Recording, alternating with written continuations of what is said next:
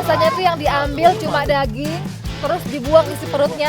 Nah ini, tuh, itu isi lambungnya, itu bakal dimakan, bakal dimasak. Tapi memang ini pas saya cium ini sama sekali gak ada baunya. Ini justru wangi rempah-rempah dan ini beneran enak banget.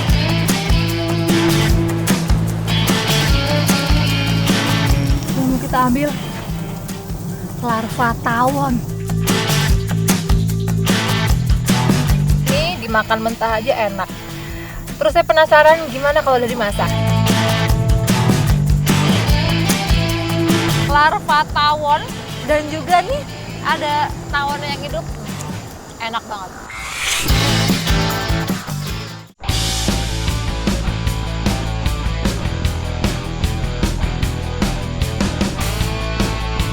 Mukanya lucu banget. Aish. Tapi ini nih musuh utamanya para petani.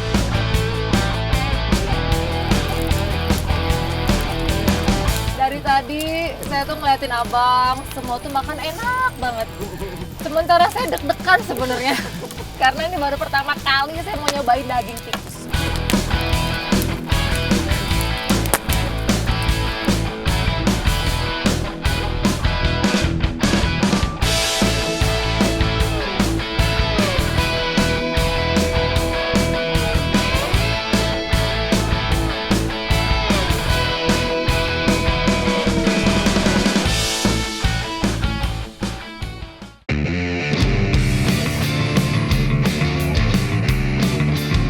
Tanah Karo, Sumatera Utara, masyarakatnya memiliki ragam tradisi yang unik dan menarik.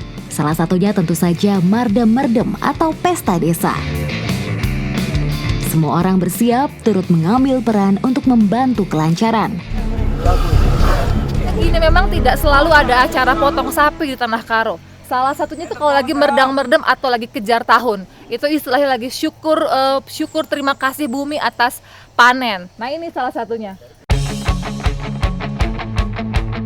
Daging sapi ini nantinya akan dibawa pulang oleh masing-masing orang. Hasil penyembelihan dibagi secara merata hingga tanpa sisa. Eits, tapi tunggu dulu, tak hanya daging sapi yang diolah di Tanah Karo sini. Ini uniknya masyarakat Karo ya. Kalau biasanya tuh yang diambil cuma daging, terus dibuang isi perutnya. Nah ini, tuh, itu isi lambungnya. Itu bakal dimakan, bakal dimasak. Masak baru dimakan. Itu bukan bakal dimakan. Tapi enak pulang. Oh, enak kali ya. Dan ini jadi favoritnya masyarakat Karo. Isi lambung sapi tak lazim dan ekstrim untuk dijadikan bahan makanan. Tapi masyarakat Karo meyakini potongan daun dan jerami yang telah terfermentasi dalam perut sapi ini punya banyak khasiat bagi kesehatan. Jadi kalau yang saya tahu kan kalau makanan udah masuk ke sistem pencernaan itu kan jadi kotoran. Tapi ini namanya trites, ini nih bukan kotoran ternyata. Jadi sapi itu kan punya beberapa perut ya, ciri khasnya hewan memamah biak. Nah ini trites ini dari perut pertama. Ini harusnya bakal keluar lagi untuk dikunyah sapi, tapi langsung diambil untuk dimasak. Bahan kita buat masak udah siap ya, Bulang ya? Iyalah, udah siap. Ada daging, terus ada kulit, sama ada tulang. Tapi yang nggak boleh lupa, ini dia bumbu rahasia kita, trites, Bulang ya? Iya. Oke, udah lengkap, kita mau masak. Olahan kali ini istimewa, mari padukan dengan bumbu bercita rasa juara. Salah satunya tuba atau andaliman, serta kecombrang atau biasa disebut asam cikala. Jadi ini memang bukan hanya untuk memberi rasa, tapi juga buat ngilangin bau tritesnya itu. Yang paling penting ini, Bi ya. Iya. Ini namanya kulit kayu cingkam. Jadi ini nih yang bisa meredam bau trites. Komposisi racikan bumbu warisan leluhur menciptakan kombinasi sempurna antara daging sapi, fermentasi potongan daun, serta ragam rempah-rempah. Untuk mengolah trites butuh keahlian khusus. Salah satu kuncinya, campurkan semua bahan dan bumbu ketika air perasan isi perut sapi sudah mendidih. Jika terlambat, aroma isi lambung sapi masih bisa tercium. Saya tuh kagum banget sama masyarakat Karo. Jadi, di Karo itu tidak ada istilah hanya perempuan yang di dapur. Tapi laki-laki, perempuan itu mesti kerjasama. Di ladang, di dapur, itu harus bisa semuanya. Kalau di sini bilangnya aron. Aron itu kerjasama. Gotong royong. Sebagian orang menyebut trites dengan sup hijau, soto Karo, atau pagit-pagit. Tapi emang serius. Ini rasanya tuh pedesnya ada, asamnya ada, Ya. asinnya juga ada ya Pak ya? Kerasa semua. Tapi memang ini pas saya cium ini sama sekali gak ada baunya. Ya. Ini justru wangi rempah-rempah. Dan ini beneran enak banget. Bi, aku mau tambah dong Bi.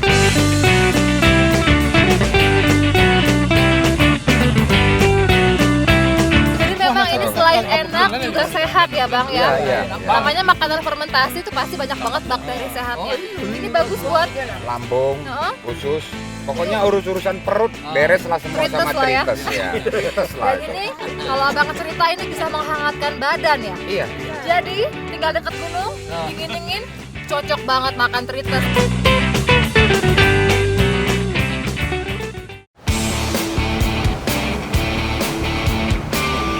Petualangan mencari ragam kuliner ekstrim berlanjut di kawasan pesisir selatan Pangandaran. Ada yang tahu ini apa? Kalau orang Madasari bilangnya ini tamikil. Ini sejenis moluska yang suka banget nempel di karang-karang. Kalau dilihat bentuknya itu mirip-mirip lintah, cuma dia berduri. Dan ini nempel banget ke tangan saya.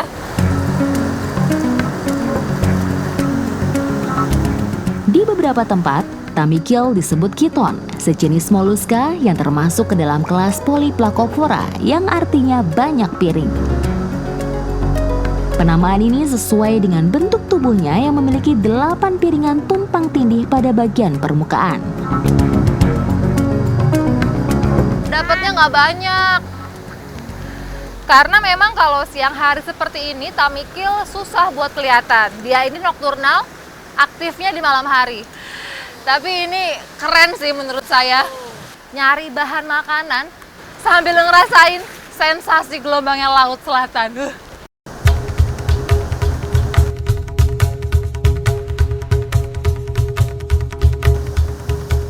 Waktu berburu tamikil bisa berubah setiap hari. Tak lain tergantung pada tinggi rendahnya pasang surut air laut. Pada saat surut seperti ini, barulah tamikil bisa dicari. Warna tamikil yang serupa dengan karang dan bentuknya yang pipih menjadi tantangan tersendiri saat memburunya.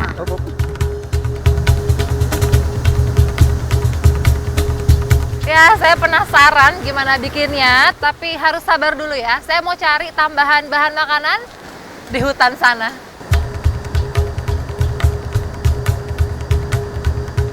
Seperti halnya pantai, hutan dataran rendah Pangandaran juga biasa menjadi lokasi pencarian bahan makanan.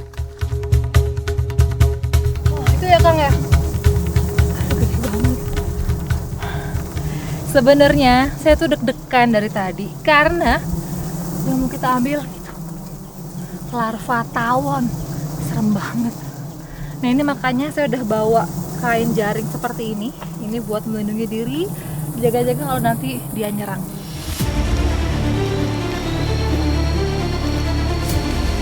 Mengambil sarang tawon bukanlah pekerjaan yang mudah. Beragam alat bantu seperti bambu dan kayu harus siap sedia saat melakukan pengambilan sarang. Resiko terbesarnya adalah sengatan sang tawon betina. Jika merasa terusik, sang pemilik sangat akan cepat sekali menyerang. Ia dapat melakukan beragam manuver terbang di udara seperti menambah kecepatan, berputar, serta mundur. Ini mesti dikerjakan dengan cepat tapi hati-hati karena tawon yang tidak kena api dia tuh bisa menyerang, bahkan bisa menyengat sampai 7 kali. Ini makanya saya juga dikasih api buat berjaga-jaga.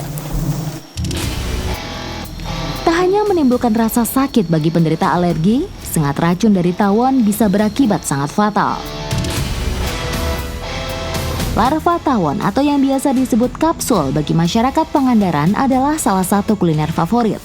Dalam satu sarang yang terbuat dari serat-serat kayu ini, ratusan bilik berisi ratusan larva tawon bisa ditemukan. Ini dimakan mentah aja enak. Terus saya penasaran gimana kalau udah dimasak. Makanya sekarang kita mau olah. Sebelum dibumbui, diperlukan beberapa tahapan untuk membersihkan bagian-bagian tamikil agar layak untuk dikonsumsi. Nah, selanjutnya tinggal campurkan bahan utama dengan aneka bumbu beraroma yang menggugah selera. Jadi kalau larva tawon ini pengolahannya sih sama saja dengan mengolah ulat sagu di timur Indonesia. Jadi dibersihkan lalu diolah. Nah, ini yang unik baru pertama saya lihat itu adalah bagaimana membersihkan tamikil sebelum diolah. Jadi direbus dulu dengan pepaya muda supaya tamikilnya lembek dan juga durinya gampang dibersihkan. Jadi botak seperti ini.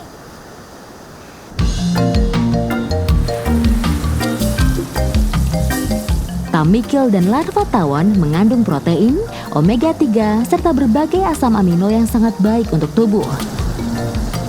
Namun tentu saja makanan berprotein tinggi harus dimakan secukupnya saja untuk menghindari beragam efek samping. Bagi masyarakat Pangandaran, alam layaknya pasar yang menyediakan bahan makanan yang dapat diambil secara cuma-cuma. Tentu saja ini bisa terus dinikmati asal tidak ada pengambilan secara berlebih.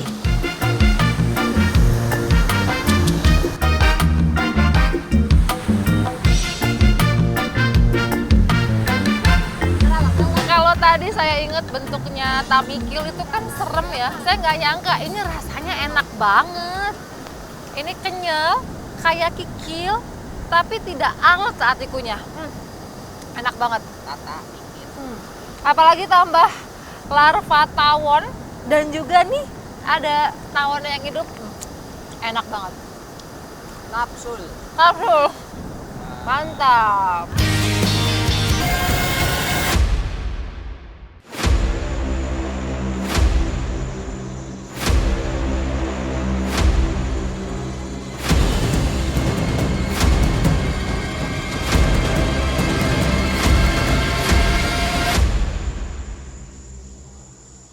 Lucu banget. Aish. Tapi ini nih musuh utamanya para petani.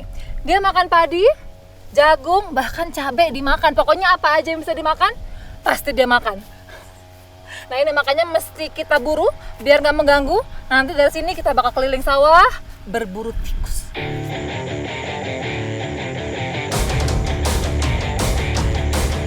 Para petani desa Batu Karang, Kecamatan Payung, Kabupaten Karo adalah pemburu tikus yang handal.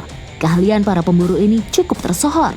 Mereka kerap kali mendapat panggilan dari desa lain untuk membasmi tikus dari lahan pertanian.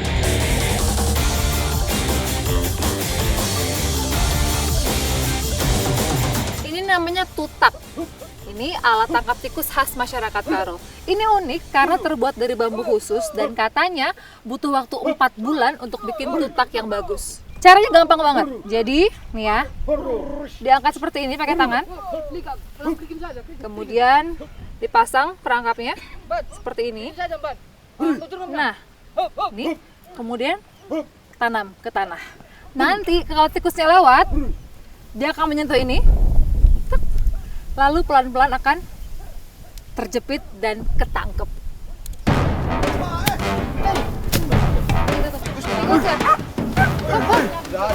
Lazimnya perburuan tikus dilakukan secara berkelompok, minimal 3 orang. Ada yang bertugas mengusik tikus dengan bantuan bambu dan anjing, ada pula yang bertugas meletakkan tutak atau jebakan.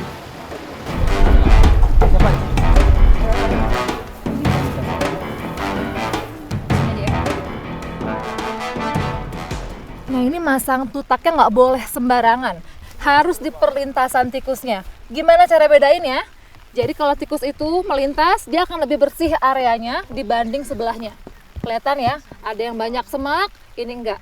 Nah nanti begitu dikejar anjing, tikus itu pasti akan lewat jalur yang biasa dia lewatin. Begitu lewat, langsung kena jebakan.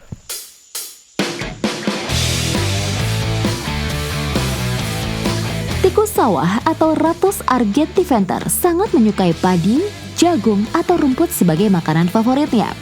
Kita bisa menemukan tikus ini di area perkebunan atau pertanian. Nah, tikus ini makan tanpa mengenal waktu. Tak heran ia sering dianggap pengganggu karena menghabiskan tanaman tanpa tersisa. Hewan yang disebut menci dalam bahasa Karo ini adalah hewan yang sangat cerdik. Ia mampu mempelajari pola lintasan untuk kabur dari tutak atau meloloskan diri dari jebakan yang sudah ia kenal sebelumnya.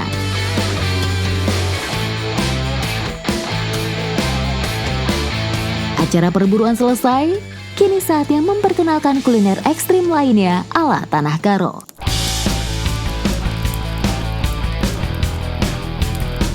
Bila di tempat lain tikus sawah segera dibuang setelah diburu, tetapi bagi masyarakat Batu Karang, tikus ini adalah santapan yang lezat. Mereka percaya tikus ini adalah makanan yang sehat karena hidup di tanah yang bersih serta makan tanaman. Dari tadi saya tuh ngeliatin abang, semua tuh makan enak banget. Sementara saya deg-degan sebenarnya, karena ini baru pertama kali saya mau nyobain daging tikus. Saya ngebayangin bentuk tikusnya kan serem bang buat dimakan. Tapi saya penasaran. Bayangin aja Pak ayam. Bayangin ayam, oke. Saya bayangin ayam.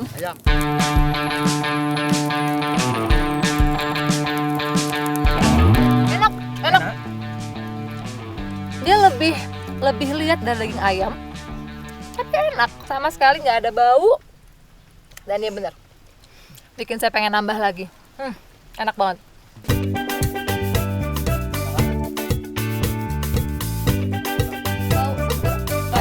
Enak banget nih banget pakainya ya. Saya salut dengan masyarakat Karo. Nggak cuma jago berkebun, tapi juga jago nemuin makanan enak. Ini ekstrim tapi enak sih.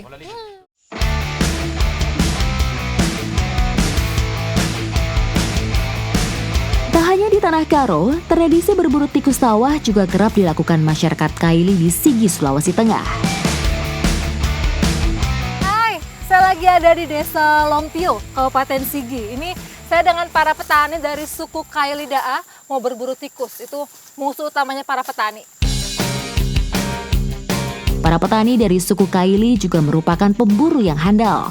Setiap kali panen usai, mereka akan kembali turun ke sawah untuk berburu tikus.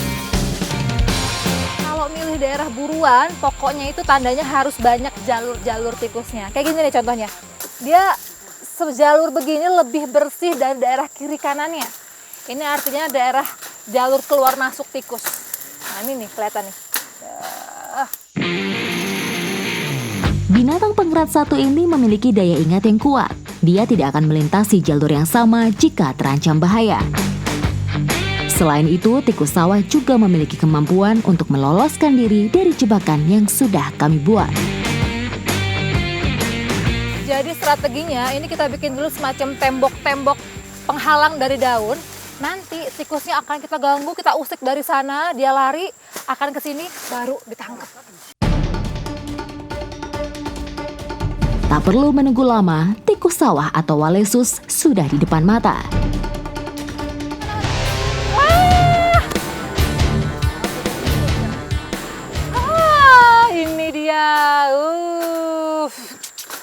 Cepet loh dapetin dia. Dia emang kalau siang begini doyan ngumpet di lubang-lubangnya karena dia takut sama biawak.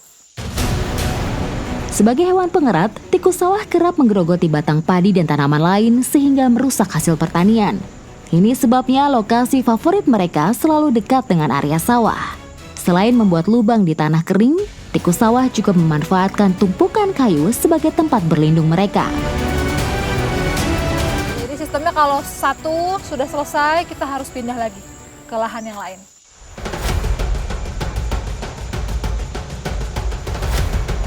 Jika di Tanah Karo, Sumatera Utara, penangkapan tikus menggunakan jebakan dan insting anjing, di Kabupaten Sigi caranya berbeda. Para petani suku Kaili cukup menggunakan kerjasama dan tangan kosong untuk memburunya.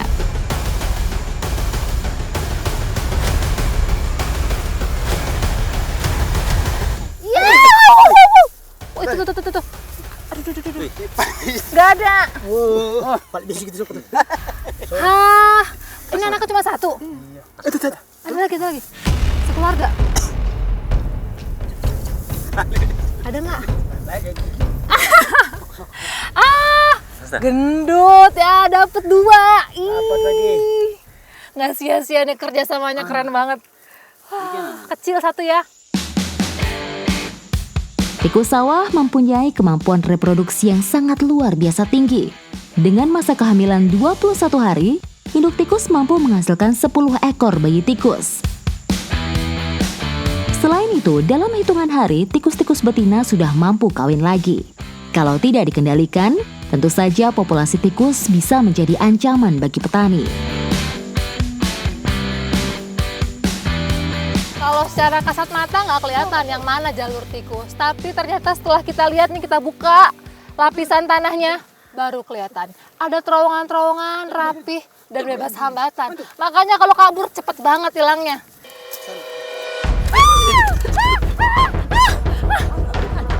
Kameramen saya jatuh. Dapat lagi. Sini Om. Hah? Makhluk kecil kayak gini bisa bikin heboh. Nih sampai kameramen saya mau jatuh. Oh, ini ada yang jatuh lagi nih apa? Pak, jangan bikin kaget. Konon, kala nenek moyang suku Kaili masih tinggal di gunung, mereka gemar berburu tikus hutan. Namun kini seiring pindahnya penduduk ke dataran rendah, jenis hewan buruan pun ikut menyesuaikan menjadi tikus sawah.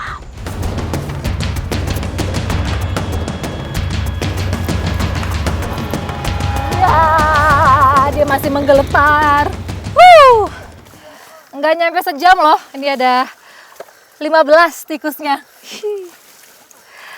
Tapi tikusnya ini nggak langsung dibuang, mau kita olah jadi makanan suku Kaili. Ekstrim, tapi saya penasaran kayak apa rasanya. Bahan telah terkumpul, kini saatnya menyiapkan kuliner ekstrim khas suku Kaili. Bagi masyarakat Kaili, tikus sawah merupakan santapan yang lezat. Mereka percaya tikus makanan yang sehat, karena tikus sawah berbeda cara dan pola makan dengan tikus rumahan.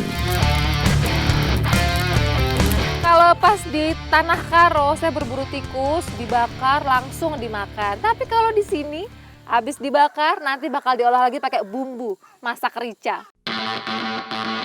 Mirip dengan olahan kawok dari tanah Manado, tikus sawah di Kabupaten Sigi juga diolah dengan beragam jenis bumbu. Racikan ini bukan hanya untuk menambah rasa. Aneka bumbu juga ditujukan untuk menghilangkan aroma khas dari daging tikus. Kalau yang tadi kan dibakar biar hilang tuh bulu-bulunya. Kalau sekarang dipanggang. Ini biar hilang bau amisnya, terus tidak ada lagi sisa darahnya. Mirip barbeque. Barbeque tikus. Mau ya Bu ya? Daging tikus sawah kaya manfaat. Penelitian mencatat tikus sawah memiliki kandungan protein yang tinggi. Daging tikusnya sendiri teksturnya itu lebih alot, lebih liat daripada daging ayam. Jadi agak mesti dikunyah berkali-kali. Tapi tetap udah saya telan berapa kali masih agak geli kalau inget ini tikus.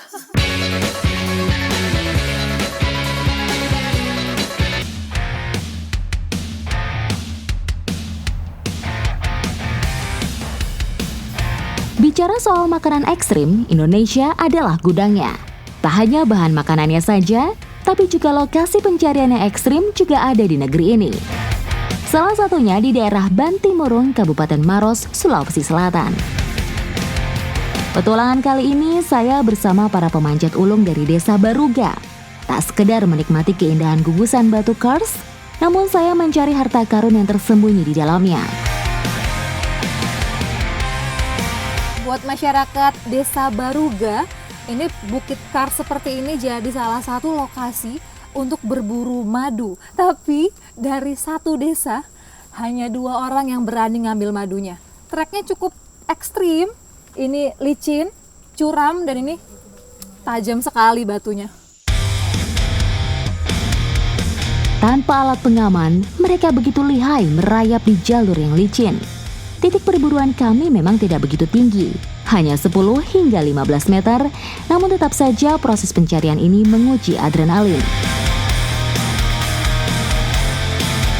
Ini kaki saya gemeteran. Aduh. Nggak bisa diam. Tuh.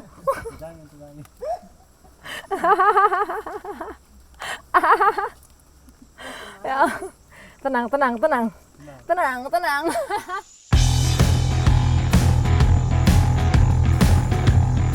Tapi ini saya akui Pak Ajis dan Pak Bahar ini keren. Hanya dibantu ini kayu, itu pun buat tempat pijakan dan tempat duduk biar gampang ngambil madunya.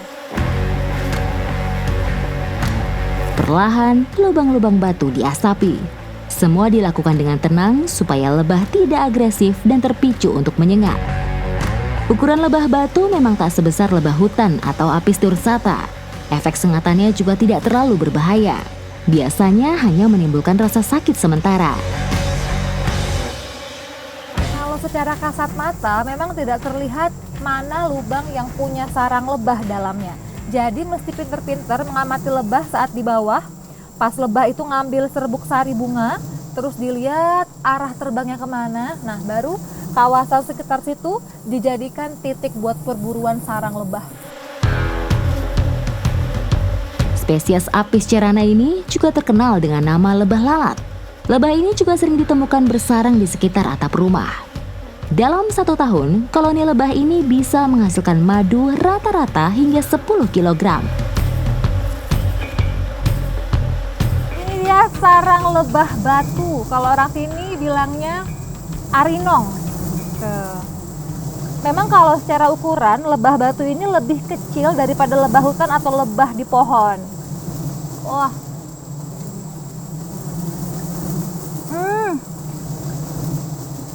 Enak banget.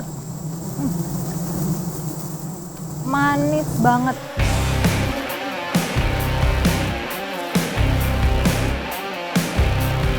Madu adalah cadangan makanan bagi koloni lebah. Madu didapat dari nektar atau cairan bunga yang dihisap dan dikunyah berkali-kali oleh lebah. Proses ini akan membuat gula pada nektar akan pecah, mengental, dan jadilah madu manis bernutrisi yang disimpan dalam ruang-ruang heksagonal sarang.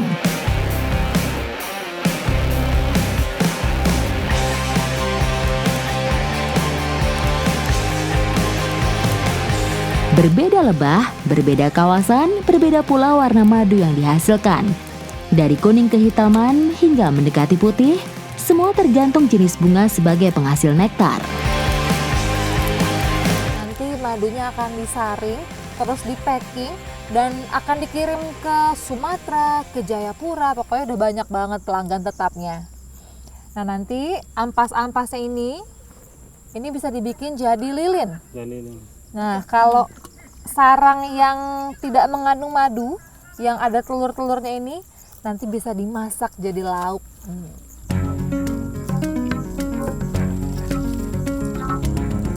Pak. Sarang lebah cukup lama dikenal sebagai kuliner bernutrisi tinggi. Selain mengandung banyak vitamin, sarang lebah juga mampu berperan sebagai antioksidan serta memperkuat sistem imun. Cara mengolahnya juga sederhana, hanya dengan air dan tambahan sedikit garam. Benar-benar makanan yang sehat.